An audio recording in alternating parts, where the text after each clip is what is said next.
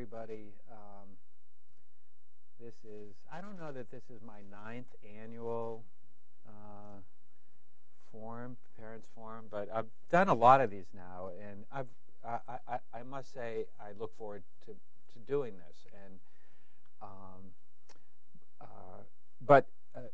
well, first of all, did we have a moment of silence before the PA? We did. Have we had enough moments of silence? Okay, we're going to roll. Ground rules. We try to finish by 8:30. It's a school night. So if there's something that you didn't have a chance to ask, or a comment, or something you'd like me to know about, when we'll finish, but that doesn't mean the conversation is over. So, feel free to come by or write me an email. But I always like people to visit. There's no such thing as a bad question. There's no such thing as an inappropriate comment. There are questions and comments that I might redirect. Example, why does the school bus stop here and not there?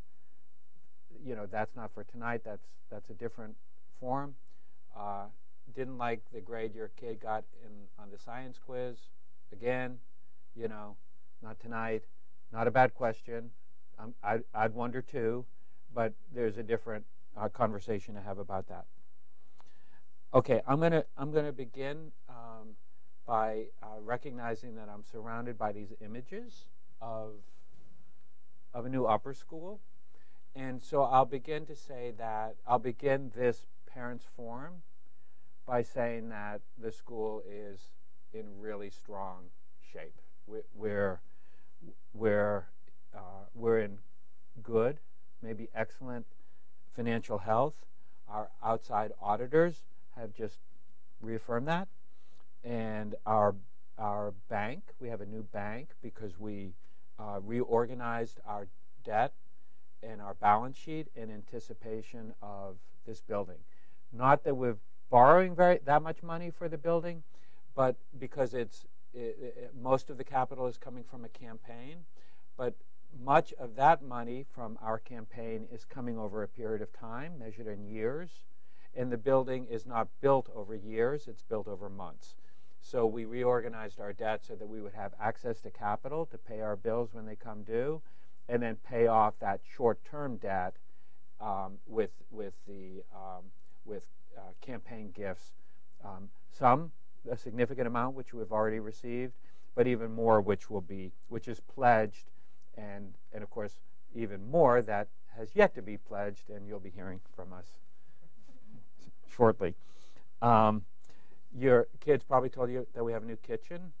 This is all under the heading, these are items, just things that suggest, that indicate that we continue to build and invest in ourselves, and so the kitchen project was a major project, and it replaced the kitchen that I guess was from 1961, mostly? From 69. Okay, when Westview was built, of course, yeah.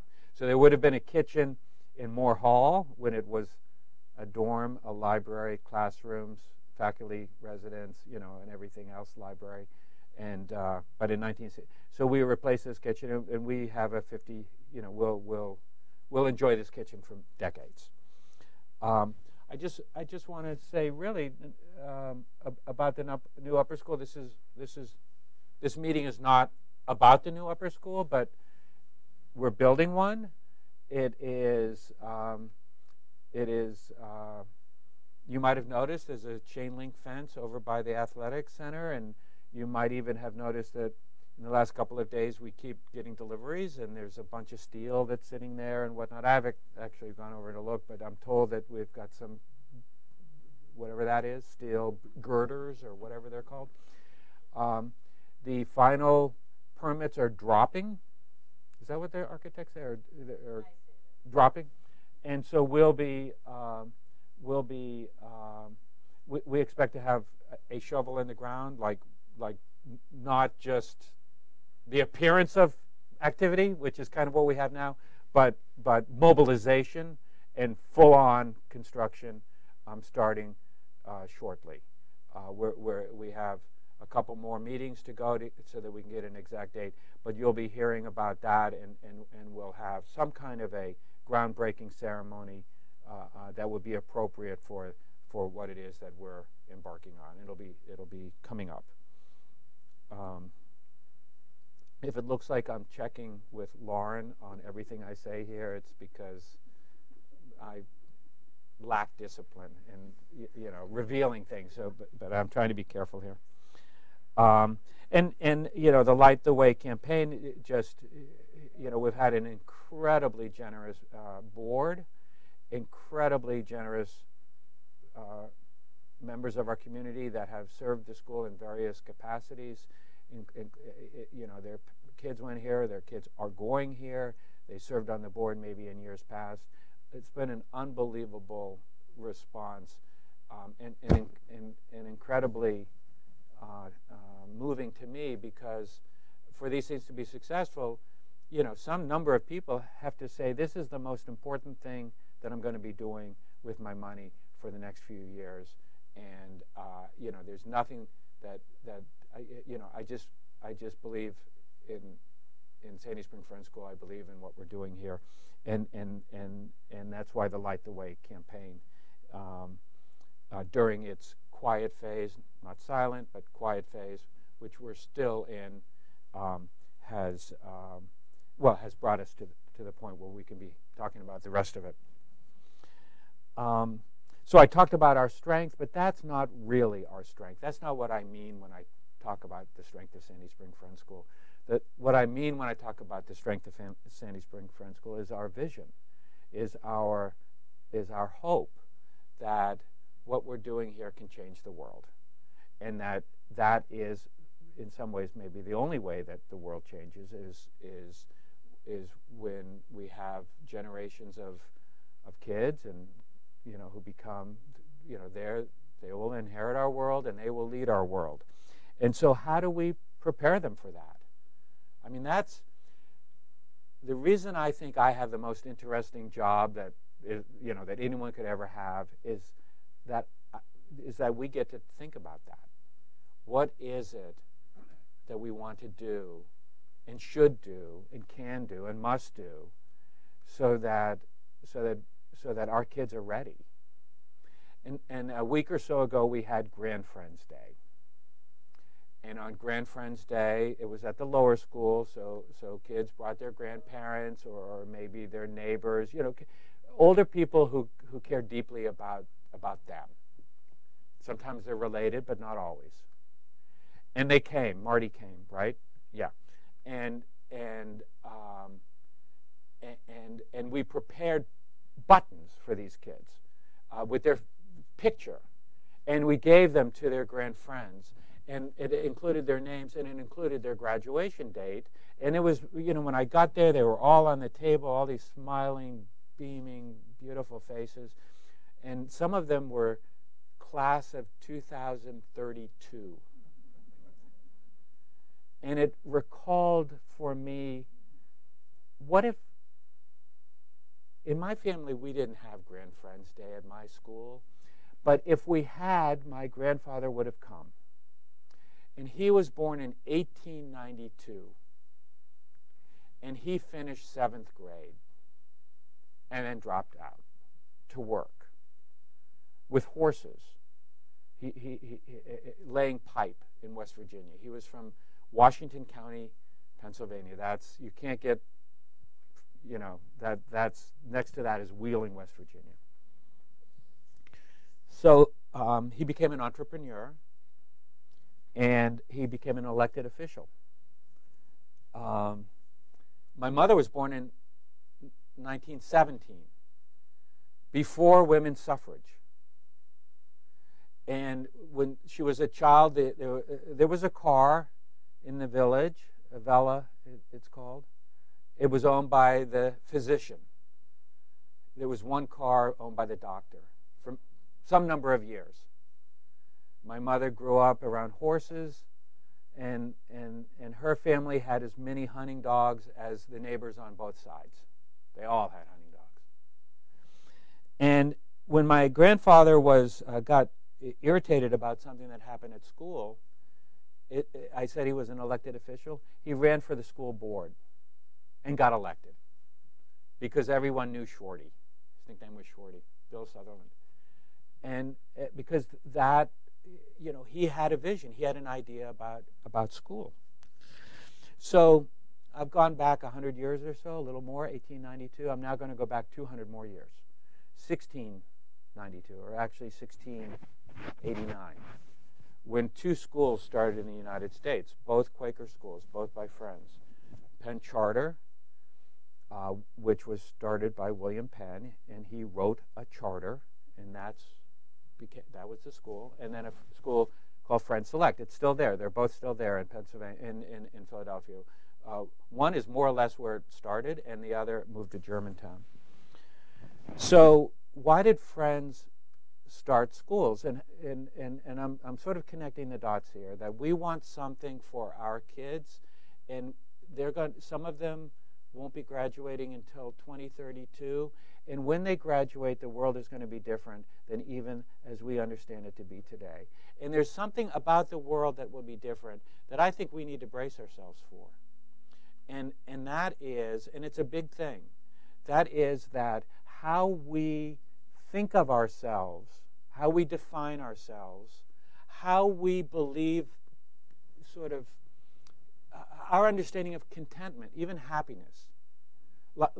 Like what are we supposed to do to make ourselves happy and content and useful? Well, it's often around work. We define ourselves. I mean, I even just said a moment ago, I got this great job, head of Sandy Spring Friends School. I understand myself largely because of what I do. But jobs are changing. And the amount of time we're going to be spending working is going to change too. People aren't going to be driving trucks or cars even, maybe, well before 2032.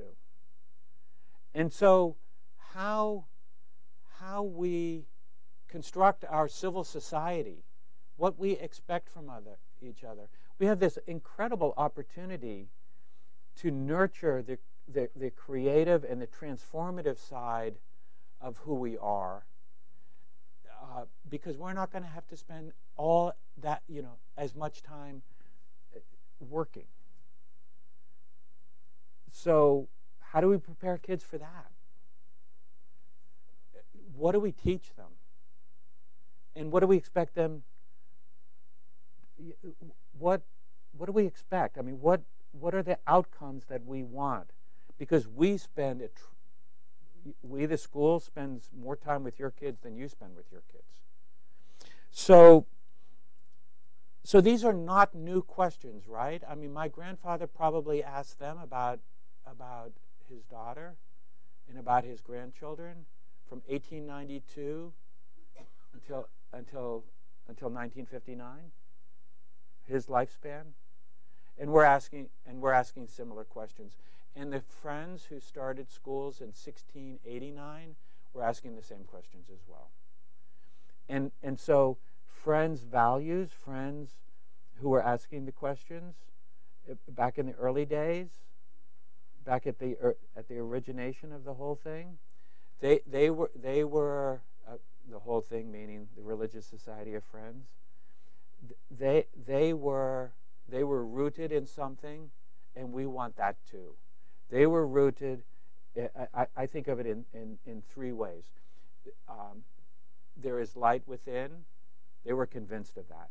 They had experienced it, and they had really walked away from the conventions of the day to be radical about the importance of light, because that meant equality. And so that experience of light, they felt connected to each other. Because the experience of meeting for worship that your children have is an exercise in silence, but it's not an exercise of isolation or separateness. It's quiet, but it's connected quiet. That's the genius of it.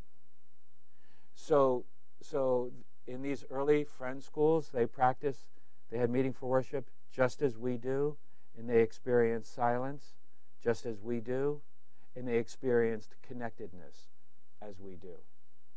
The second part of our story about Quaker education is this notion of continuing revelation. That's this notion that our understanding is not complete.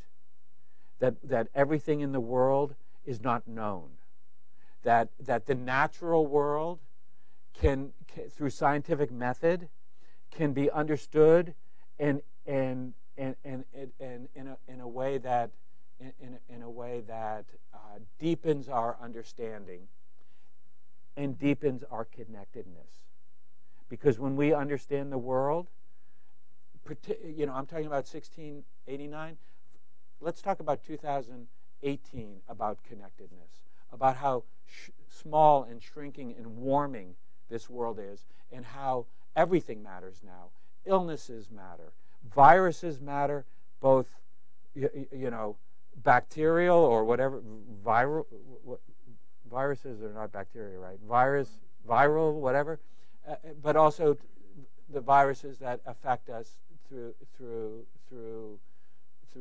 misinformation and deceit. We're so connected and so affected by all of this. So what do? We just deepen our understanding. We deepen our understanding through inquiry.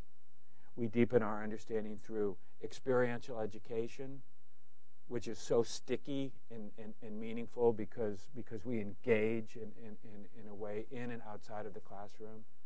We deepen our understanding through the way that adults and students interact in this community, participate with one another, call each other by our first names, challenge each other with difficult questions. We do all that because that deepens not just this understanding of the students, it deepens the understanding of the adults. And we do that, of course, through community. We interact through community because that's how we deepen our understanding. So we talked about light just now. We talked about revelation. We talked about that the light, reveals that we deepen our understanding. And then the third part of this is in some ways the most optimistic part of all, which is we can act. We can participate in civil society. We can change the world. We can improve things, not just for ourselves, but for others. Okay, so there's light, there's revelation, let's call that understanding, and then there's the call to action. And that sometimes involves dissent. And it sometimes involves speaking truth to power. And so we have these things. So you were wondering why we have schools? That's why we have schools. Because how can we act if we don't have understanding? How can we motivate? How can we discover our own talents, our own our own gifts if we don't except through education. So that's my answer. I mean, that's how do we prepare kids who are graduating in 2032? The same way on at least one level as we've been trying to do since 1689. We're going to do it because we're going to be connected to each other, connected spiritually, connected cognitively, connected through intellectual pursuit, and connected through action. So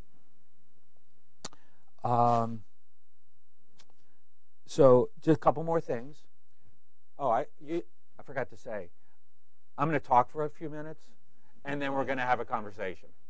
So, and I want to, we have lots of people from school here. Some number of them have kids here, so they're wearing, multiple hats. But I'm certain you will ask me questions that I'm going to ask others to comment on because they're they know more than me. So the school, our enrollment is stronger than it's ever been, particularly in the upper school. Our upper school is booming. We had the plans for the upper school. What was it, Laura? 2012 that we really began to, to fall of 2012 was our first engagement. Yeah, we hired architects. What is that? 6 years ago, and the upper school was, we didn't know what was going to happen. It was smaller. I mean, 6 years ago, it might have been smaller than the year before. I mean, it was still, we were coming out of the Great Recession and all this stuff, and the school, the board, all of us, basically, are we going to shrink ourselves into financial health, or are we going to grow ourselves into financial health? And if we grow ourselves into financial health, that means we need more families to come here. And if we expect more families to come here, we better do better. I mean, growing enrollment has a marketing side to it. Let's get our elevator pitch figured out. Let's wear our T-shirts. Let's get our website, professional, and this sort of thing. That's only part of it. The main part, the bigger part, is let's be a better school. Let's listen to what let's as a community decide what that looks like. And so we that's been a serious endeavor for us, and we're not finished. There's more wood to chop, but we have something that I think is the rocket fuel for us to get there, and that is we have an ounce of humility about us. We know we're not all the way there, and that's why I know we're going to get there. And getting there is remember what I said about understanding.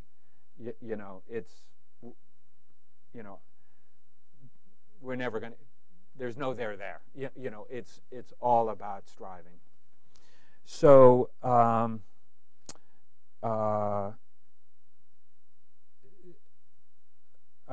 just going to say that I think we have an excellent group of human beings who work here.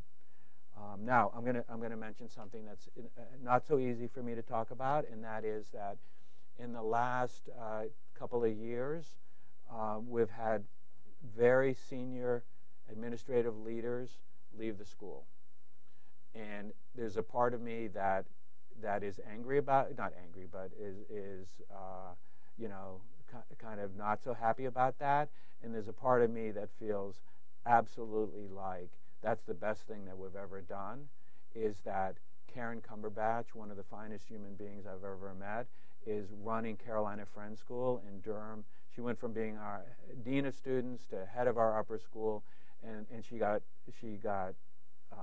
plucked out to run an important friend school in the South. And I saw her a week or so ago. She's thriving, living large, just really happy, and so we've made do, Jonathan. We've made do. So then we had our college counselor, an assistant head of the upper school, got hired. Jay Cole got hired by King's Academy and Amman Jordan because they wanted to juice up their college counseling program, and they needed a senior guy, and they needed somebody who knew what they were doing, and they're never going to run out of money because it's the king, it's the King's Academy. That king, Hussein, right? I think it's Hussein went to Deerfield Academy, came back and said, "I want Deerfield Academy in Amman," and so he built a school, and it's the magnet school for the Arab world. And they hired J. Cole because outcomes are important, and that's the final bit, is getting to college. And then that Brenda's bracing herself for that. Brenda Crowley was hired a week or so ago by a friend school a famous Friends School in Plymouth Meeting, Pennsylvania. It's called Plymouth Meeting Friends School. Started in 1780. And they knew what they needed, the kind of leader that they needed, the kind of person grounded in Friends' values, and somebody who, quite honestly, could open the aperture of that school to include more families and more diverse families. Kind of logical choice when you think about it. So we have a search committee that, David, would you speak about our search committee? I've asked David to co-head it or co-clerk it. Yeah, so we formed a search committee to find Brenda's replacement, as if such a thing exists. But we have 3 faculty members from the lower school who are part of that committee. Pinky Shah and Chanel Broden and Bella Magani are the faculty representatives of that. Dawn Griffith from the admissions program, who's with us tonight, is also part of that committee. And we have 2 parents who are part of that group, Lisa Cohen and Sandra Greer, our lower school parents who are on that committee. And we also have a faculty representative from the upper school, Kwame Darko, is also part of the committee. I think that's everybody, right? Am I leaving anybody out? That's the search committee.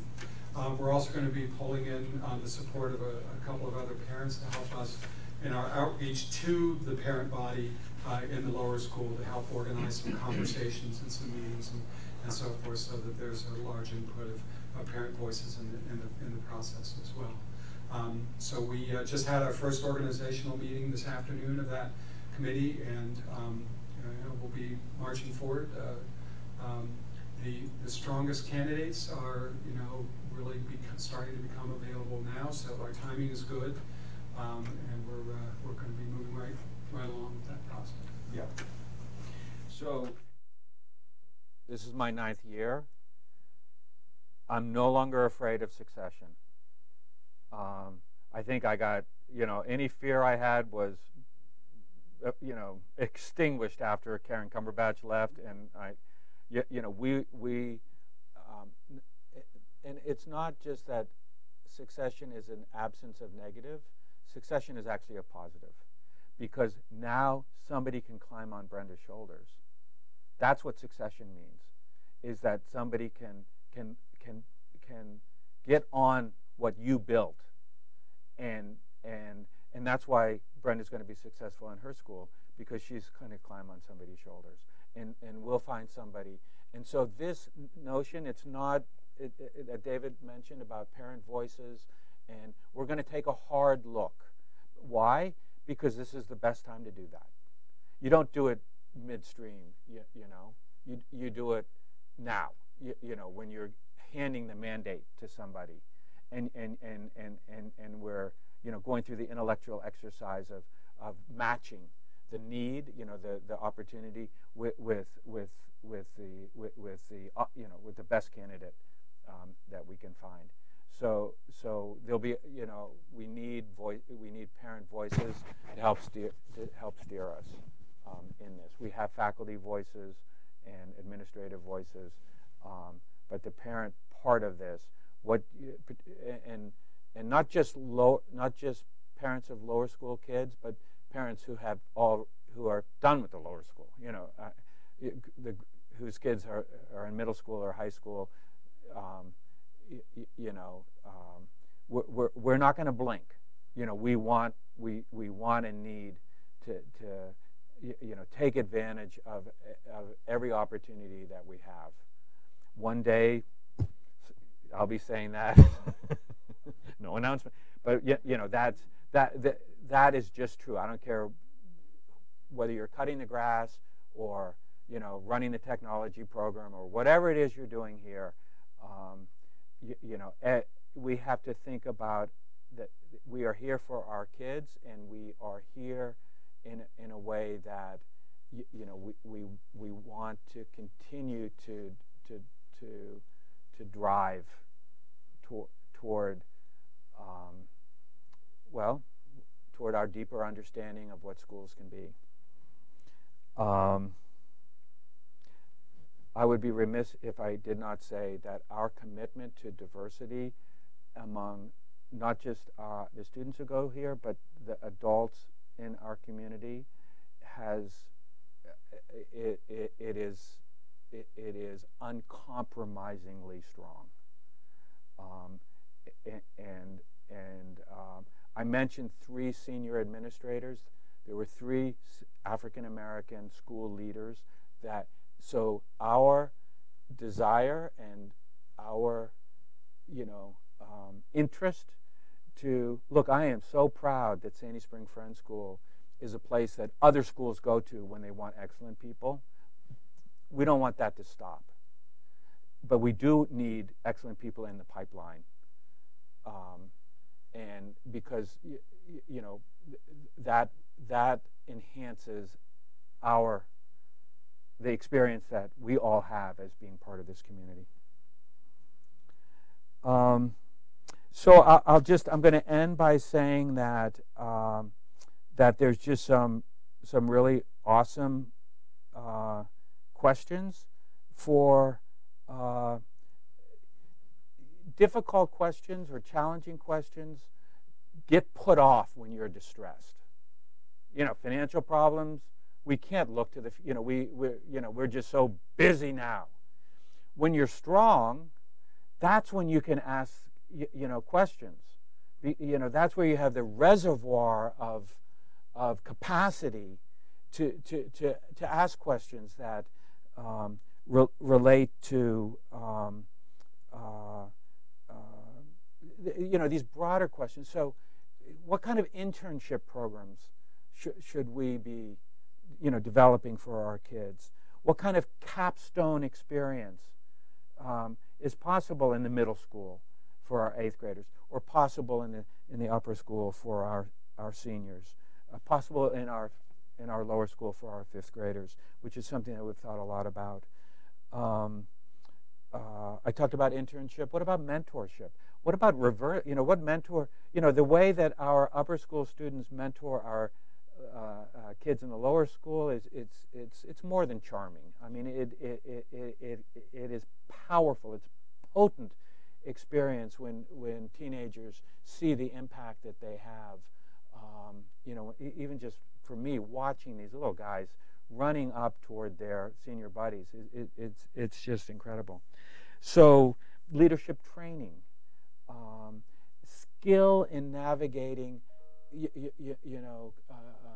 culture, issues of cultural competency, which to me is just woven into the basic, requirements of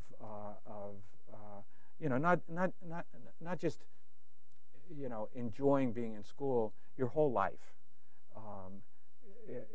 and certainly your capacity to make a contribution and to be successful, professionally. So issues around optimizing resources, allocating resources, reallocating resources. These are,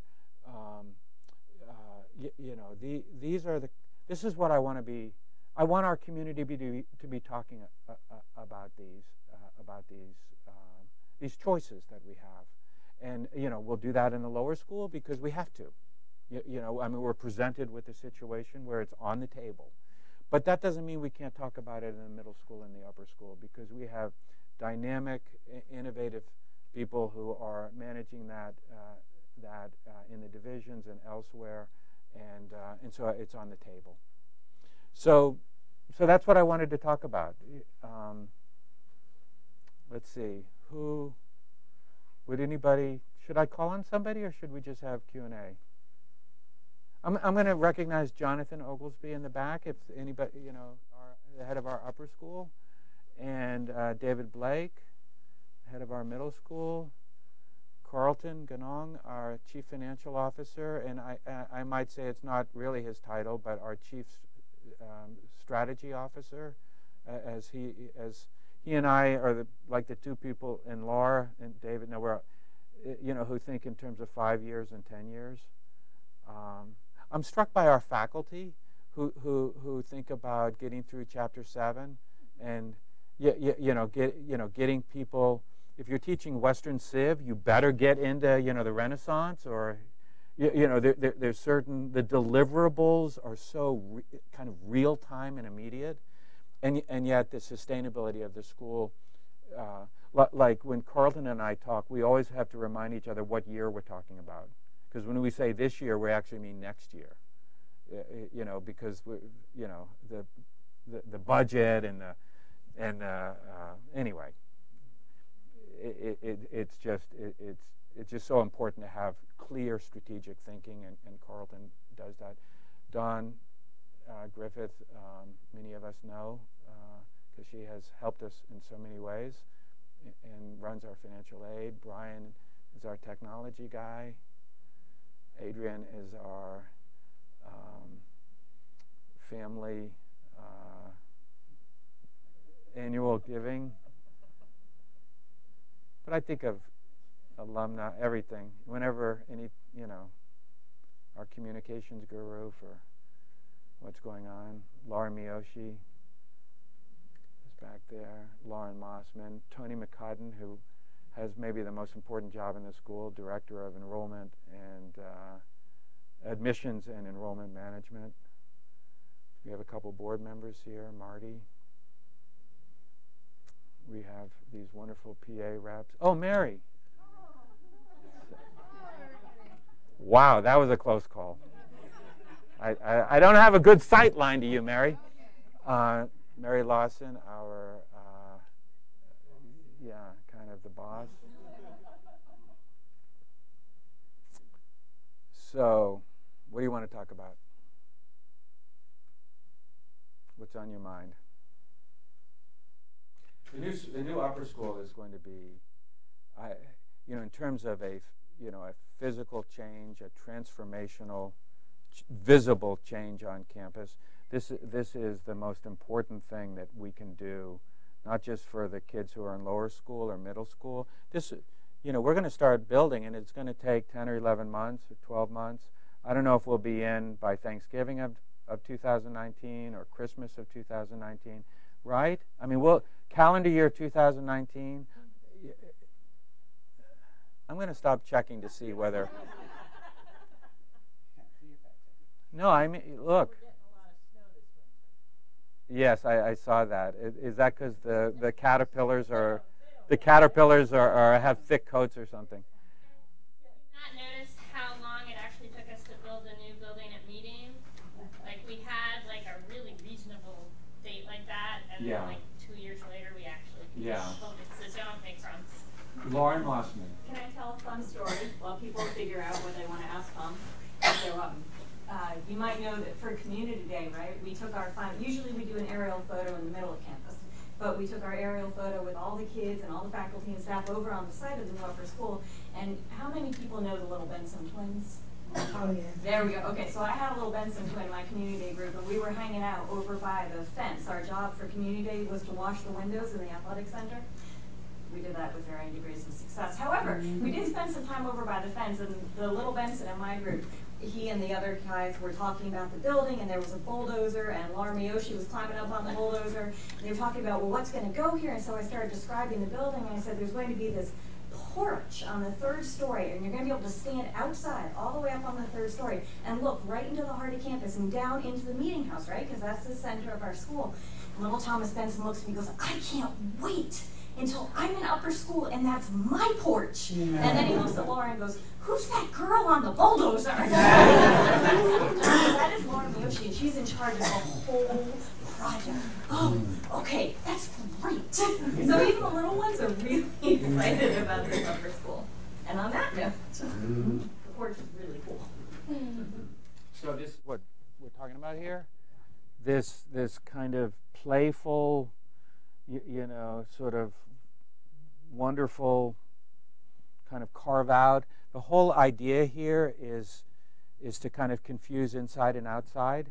Inside spaces bring the outside in, and outside spaces, create classroom opportunities as well, or teaching and learning opportunities. I might, let's see. This is I think this is correct. I may not be pointing at exactly the right piece, but we're going to have highlights, you know, like natural wood brought into the building. This is ash that was taken down from our campus and also the Sandy Spring monthly meeting because of the borer, because of this insect that has gone to the kiln, and when it comes out of the kiln, it'll be recycled back into our building, so that we're bringing the outside back in. So yeah, I mean, if you're thinking, if what happened in 1689 matters, you know, what happens in 2018 matters too for people who look back and say, well, what decisions did that group make? And so we're making decisions for our children's children and those that follow. But we'll have this building, well, I don't know when we're going to have it, I guess, but shortly. Watch this space.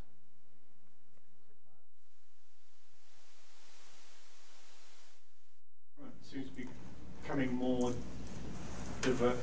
disruptive and divided. Is that having any influence on the way the school is going about teaching, or the way you discuss the broader world? That's such a good question. And let me just say that today the administrative council, the leaders of the school, spent an hour together talking about freedom of expression on campus, and you know, how do we create a space where respectful people can disagree with each other, and that notions about policy and the role of government and you know, these things can be shared in a way that in a way that is not so different from what kids are going to experience when they go to college, where all of these freedom of expression, First Amendment, you know, concerns are on the table and up for grabs too. I mean, it is unsettled law in terms of where I'm on the board of my little college, and there's a committee looking at freedom of expression, and it is, you know, it's up for grabs. You know, it is a big debate, you know, between the right of the individual to say any damn thing they want, and the right of the community to be thoughtful and kind and welcoming to everyone. And there are you can set up a clash where this is America, where more than anywhere else in the world, you know, we protect the rights of individuals, but we have. Sorry, I don't really mean to, you got me going, and I'm gonna, but you know, the threats that we're under because of, you know, at least in some measure because of the tools that we have at our disposal that can be used purposely to disrupt and deceive, create even additional challenges for what freedom of expression, as it relates to our finding the correct balance for us between freedom of expression and the importance of community and that the safety, you know, that the capacity for each of us to be who we really are within a community that supports us. Jonathan, did you want to? I was just going to offer a little bit in that one of the things that's happening in the upper school around meeting for worship time, and upper school meets twice a week for meeting for worship, so more than lower school meets once a week, middle school meets once a week, you know, for 30 minutes. And one of the things that Torch, the student government in the upper school, was starting to realize is that as people were speaking and meeting, they weren't allowing enough time to kind of listen to one another, because students were kind of desperate to talk about what they're seeing in the world. And so Torch is actually trying to come back and say, okay, so how do we make more space available for students to process that? And so, you know, for example, today we had the meeting house open during academic help this afternoon for any students who wanted to come and just process more around the events from Pittsburgh. And so we're looking at some other opportunities for students to have that kind of open space to be able to process, obviously with adults, you know, in that context. So it's, but the kind of the urgency with which students want to speak and work through things seems to really be high. And then obviously it's happening in classrooms too, around, you know, kind of just through structured discussion in class. But it's really been striking. One of the things Torch realizes, we don't have enough time in meeting for worship to allow there to be that kind of, which is a powerful statement for students to be saying, we need more of that reflective time to work through things together on this. So. There's, not just people who work at Sandy Spring Friends School, but are like everyone else. Like, do you have a view of that? Like, yeah. We're new this year. The school's willingness to approach head-on cultural issues that might be very difficult and also have like diverse and disagreeing opinions at home, willing to address it head-on and throughout. And through structured discussions was one of the primary factors we ended up here. Other schools were not doing that, and in fact saying it was maybe not a good idea. We have that class of 32 and a class of 30. So that was very powerful for us to see the button as well.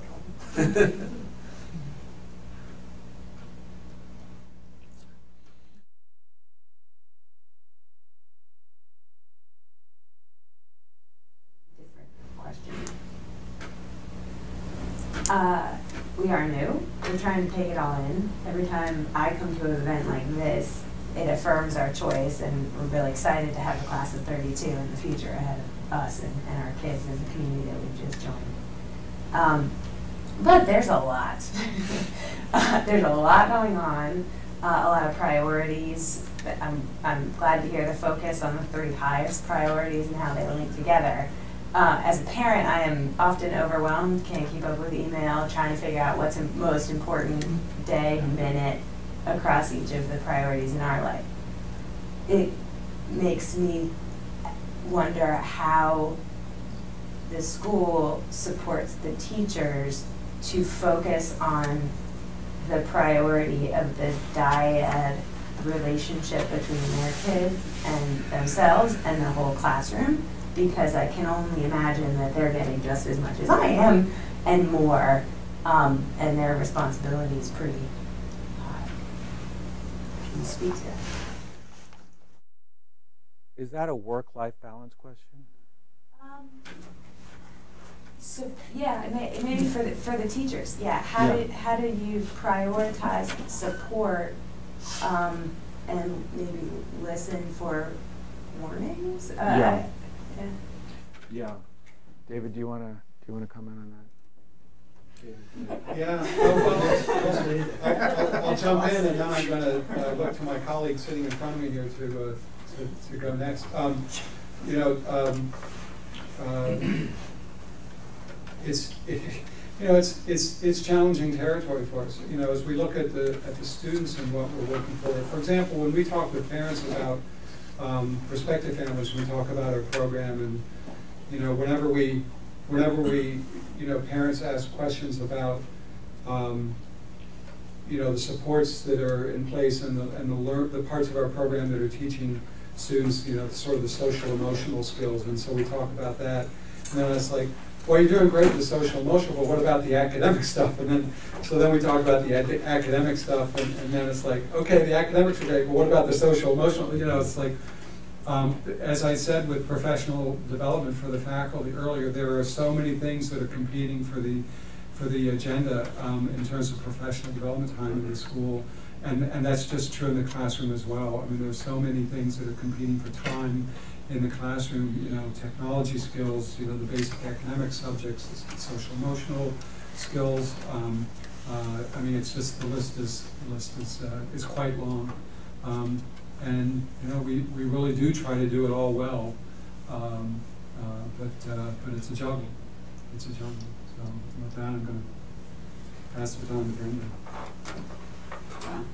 So that's not an easy question. I mean, whenever I hear people talk about work-life balance when they're referring to educators, I have to remind them that that's really that unicorn that's there. Like we hear about it, but we never really catch sighting. And so I think, especially in terms of youngest students on campus, you know, part of my job is to try to make sure that the faculty feel supported. And so in the lower school, and each division has kind of a bit of an administrative structure around what supporting faculty looks like. In the lower school, it involves me, it involves a counselor, it involves 2 learning specialists, right? So if the faculty feel that we're supporting them so that they can do the best that they can to provide the academic and the social, emotional, and behavioral grounding for the students and to keep them moving forward, if we're supporting them, that gets those pieces that they're doing every day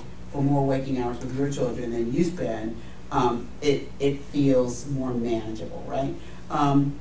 Certainly there are the pieces that, you know, around caretaking of adults who are in the field of caretaking that have to be considered. Those are all those soft sciences over there, like we're raising children to be good people and in partnership with you. And I'm raising faculty members to remember that it's hard to raise little people to be good people, right?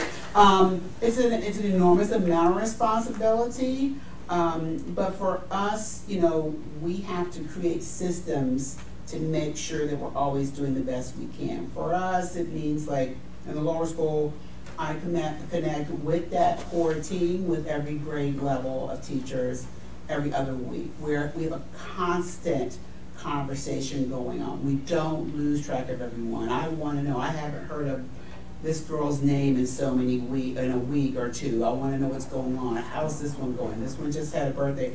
It's about knowing who's in the house, right? And when you feel that you know the stories and you know each child as an individual and where they are emotionally, behaviorally, academically, socially, what they like to do, what they don't like to do, it helps to kind of drive all those pieces together. And you get to this place, I hate the word synergy, but you kind of get to this place where, you know what, I realize sleep is for the weak. It's gonna be for the weak, you know? Because what I'm doing when I'm awake is so much more important. And I think that's basically how the faculty at Sandy Spring Friends work. We know sleep is for the weak, why sleep? So it feels a little different in each division of the school, certainly, but you know, work-life balance is elusive. You know, I'm a therapeutic baker, I bake for my team, you know, but there are times that we need to spend time, whether it's our faculty meeting time or professional development time, some of that time is spent on visioning, goal setting personally, looking at yourself, not just in a job, but as a career. Where does that career take you? How is your career as an educator impacting all those little lives that we encounter every day? So that's a very, for me, it sounds like, I mean, it may have seemed like a very focused question, but there's a really broad answer, and it looks different based on every developmental stage in the entire school. So, but there is a unicorn, I hear. We just can't find that work-life unicorn. We strive. Tomorrow.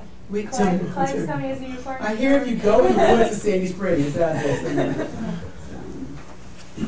Thank you. So I have one. Speaking of socially and emotionally, is there any space in the curriculum to help the kids identify bullying, whether it's on the playground or for the older kids if it's in the social group?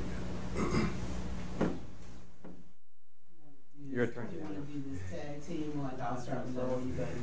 So in lower school, we use an approach called a responsive classroom approach, which is around really finding yourself in the community, being a responsible community member.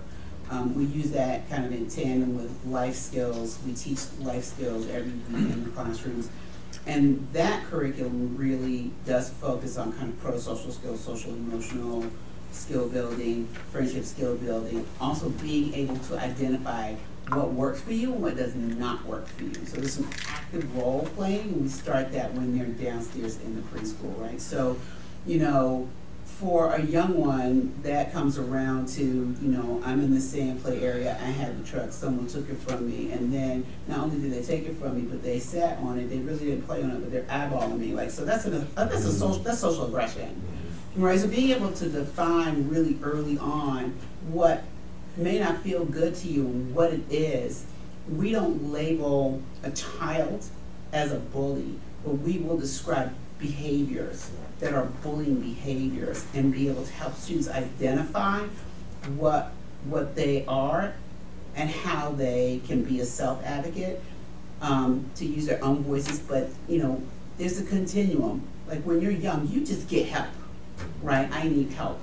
And so, again, you'll start to hear a little bit more what's telling versus tattling, defining what that looks like. How do you ask for help? How do you go to a trusted adult? Who is a trusted adult? Who's your person? You have more than one? You have a friend? You need to go to the friend to help you because you're not quite sure who your trusted adult is. So that's a lot. There's a lot of skill building around that. And it all rolls into, basically, as a faculty, we've written behavior guidelines. And so all of that kind of rolls out over their years in lower school with our raising the bar for our expectations for how we treat each other as community members. So we start pretty early on, and a lot of that when they're really young has to do with being able to identify your feelings, right? It's one thing to say, I feel sad. Are you sad? Are you frustrated? Are you ticked? You're, you know, we don't use the word ticked, of course, but you know, like is someone just, you're frustrated, someone made you angry, name it, and be able to look that person in the eyes. A lot of what I do is kind of facilitating discussions with students. You know, like if they end up in my office, the first thing I'm gonna say is, do you know why you're here? And how can I help you? Tell me what happened. If we could go back in time, you know, little ones especially love to pretend. Can we go back in time? How can we make it better? What would it look like? Because they need to be able to manage conflict, and they need to be able to confront when they're put in a spot that's uncomfortable or unkind. So that's how we start, and then I shift them over into the lane of adolescence. Beautiful things. And it continues from there with this notion that they never really know it. We're adults and we make mistakes all the time with things we know. Well, I should have done that. Or that's not how it was supposed to have been received, but wow, I can tell by your face you missed something that I said and I don't know what I did. So that becomes a little more complicated because they're moving from concrete thought to abstract thought, and so they can begin to pull in other ideas. And as it's happening at an academic level, which is very exciting, it can also happen on a social level, which is exciting on a different level. And it is kind of going back to that reminder of, so where were you thinking about this, and how did you get here? Have you thought for a moment how that may have been received? We try to spend a lot more time on that notion of community sense, community building, and we do a really good job some days, and some days we have to, okay, that wasn't so successful, let's try again tomorrow. And then coupled with middle school students themselves are still trying to figure out where they fit, and so you can argue there are different masks each day. So that one student who may have on Tuesday, you think, mastered the skill that was out there about being a supportive individual to the people within their friend group, on Wednesday they're trying on a different mask, and that mask does not allow them to be capable of being the supportive person they were on Tuesday. And then we have to figure out which mask is real or not. They have to change out. I'm the person my family thinks I am.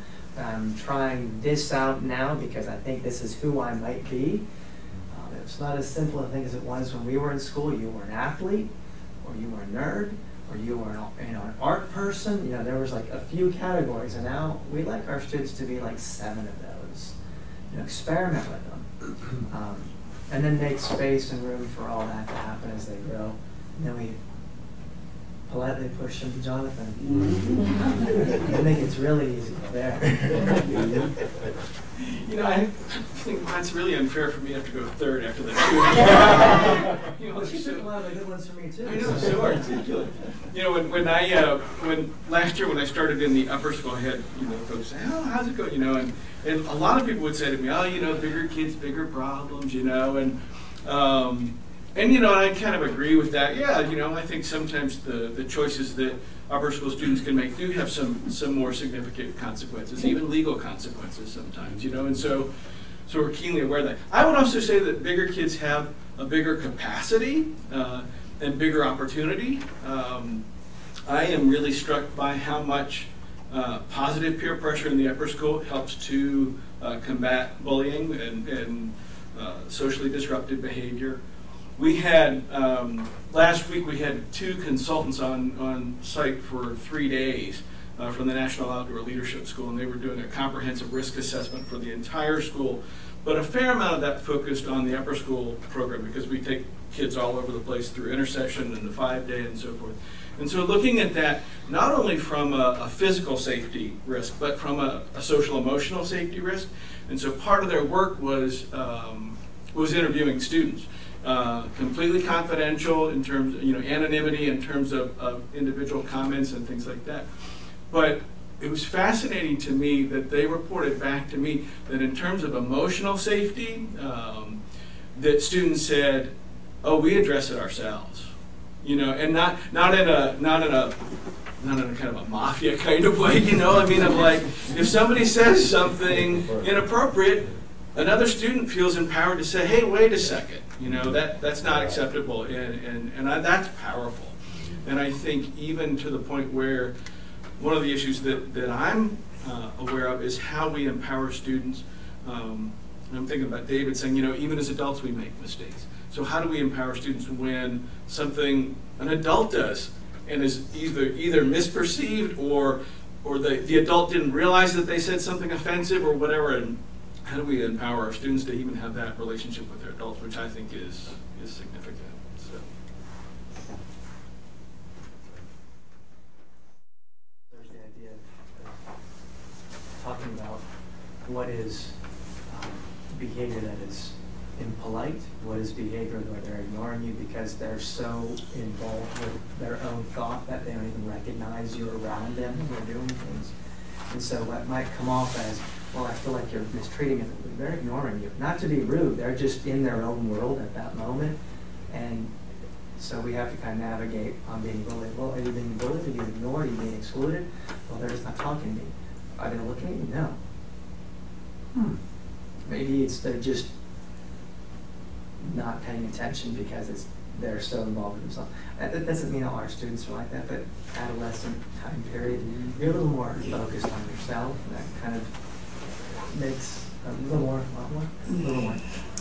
It kind of happens a little bit. So kind of navigating how that looks. They didn't leave you out. They just forgot that anybody else would be interested in your activity. And sometimes it's a conversation. So I can't help but add that I mentioned that we had a discussion about freedom of expression on campus, and there were 9 or 10 people in the room, 9 or 10 adults. And I'm talking, at some point I'm talking about how we need to leave room for unpopular ideas and this sort of thing.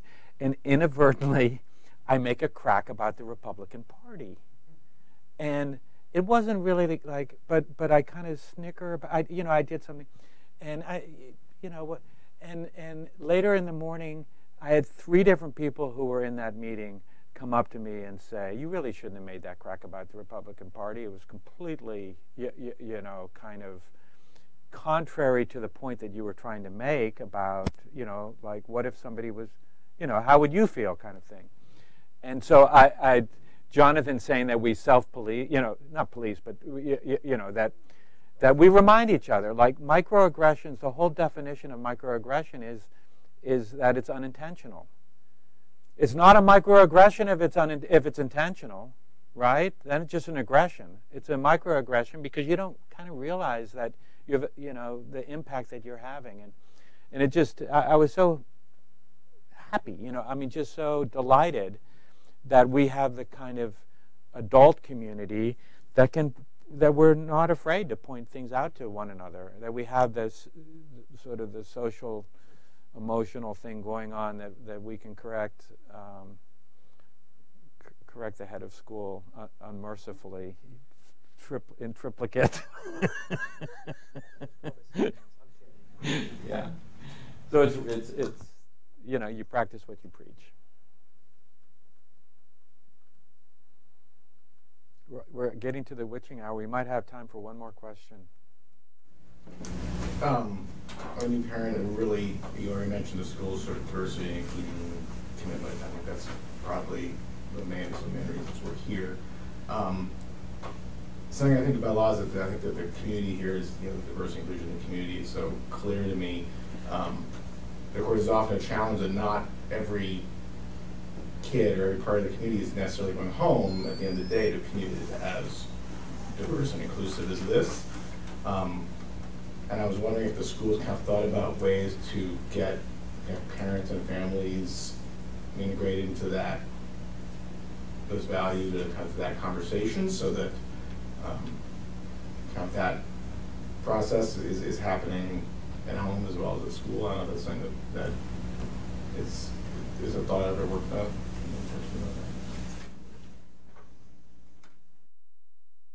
Did you hear that, Adrian?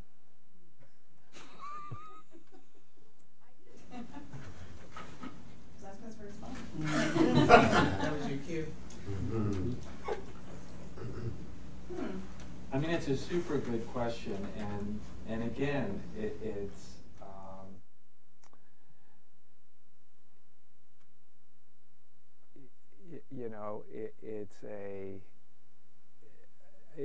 to me, it's just about finding the right balance.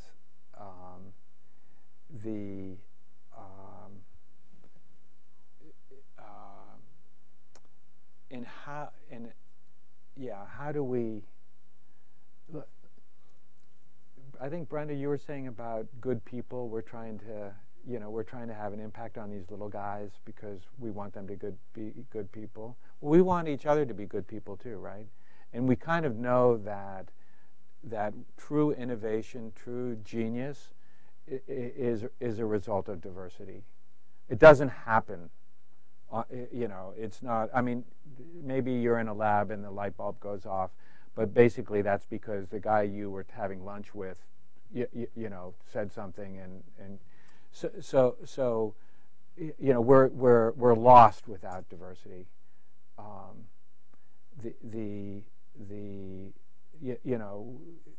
mean, we have the United States is an experiment. An ongoing experiment, and maybe I should have asked Sandra. I mean, the question really is, how do we get parents together in our community so that they can thrive in the same way that their kids are thriving? We did address that question this evening, and we used an acronym of AAA, and our theme of this year is to take PA, and that's already good, and make it better by allowing access to all, meaning diversify the meetings as we've done tonight. We've shifted meeting in the morning to now an evening opportunity. Also, we want all voices heard. So in terms of suggestions, recommendations, comments, I have reached out to everyone who submitted Google Docs forms saying that they have an idea. And so it's my goal to ensure that 100% of every respondent has some type of acknowledgement. And the last thing is, in terms of more openness, the PA will have additional opportunities to connect so that parents can find their voice they can navigate well, and we can support one another.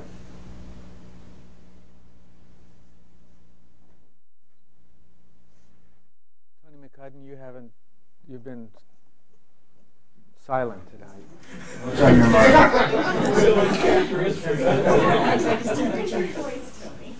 What is interesting about a pre-K-12 school is that you have parents who are 24 years old and you have parents who are 58 years old. It's like, it's this massive gap in, different generations. And so the younger parents have grown up in a different time. And so I really appreciated your question, because how do we bring together different eras? Some of our parents who've been here, including our athletic director, I think has been a member of the school for 16 years. He graduates his son this year. Yet we have brand new parents here today.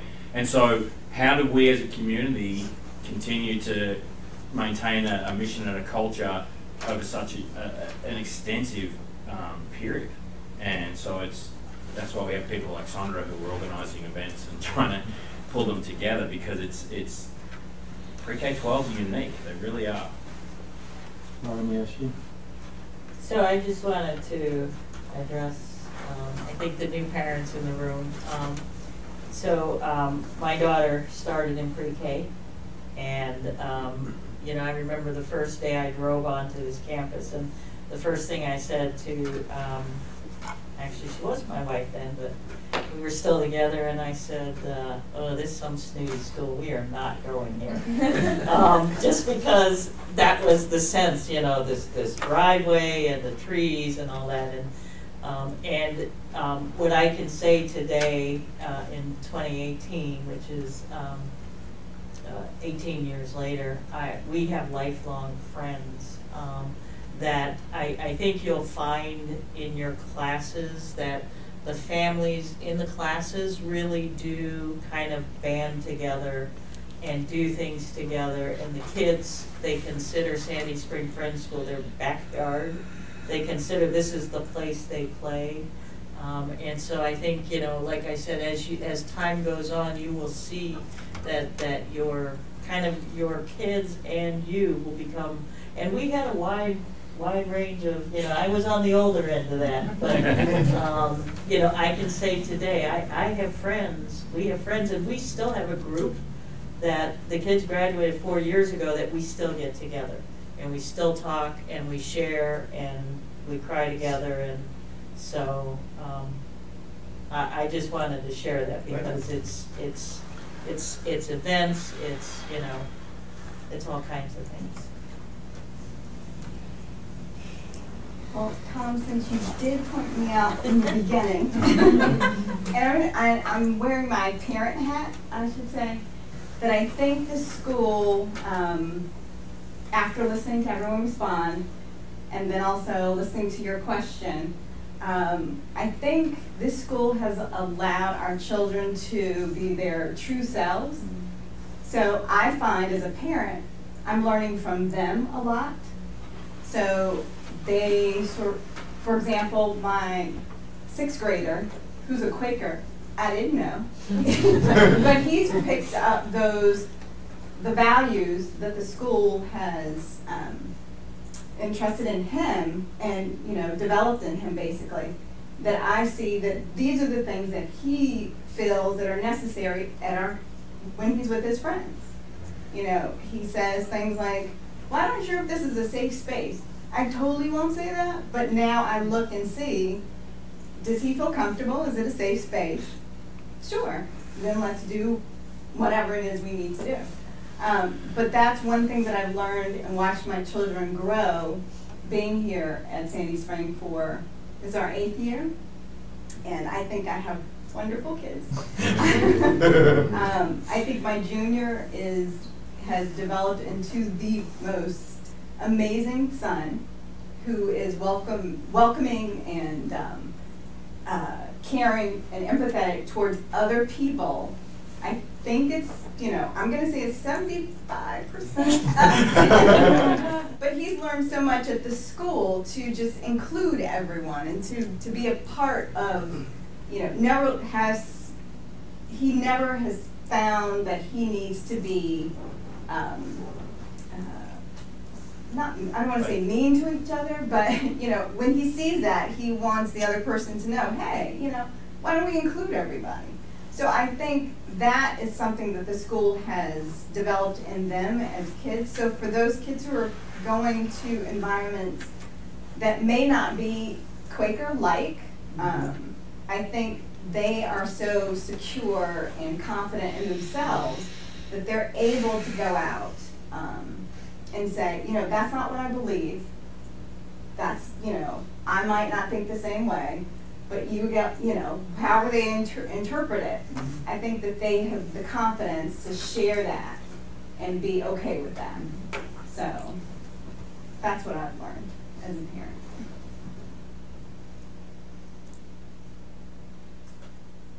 So through like the Quaker values you're talking about, so is there a continuous education program for the parents too, to see how Quaker ties in with the school philosophy and the curriculum and the education of the kids with the holistic development, where parents can come and learn too?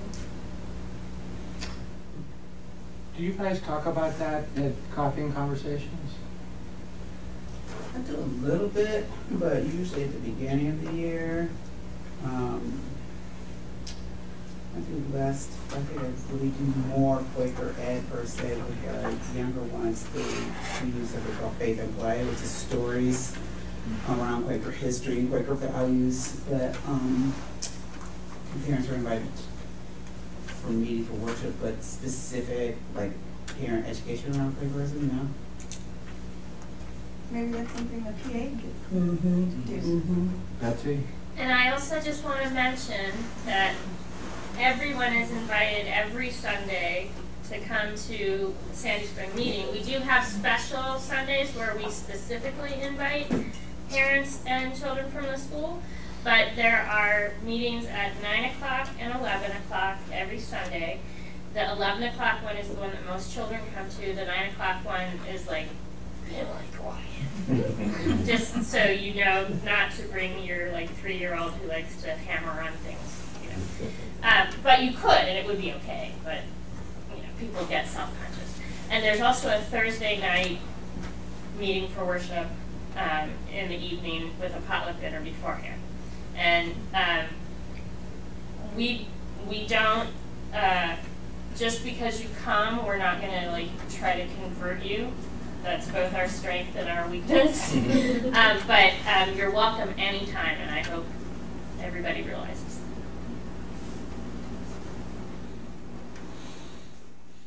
Okay. Brian, I think we should cut it off.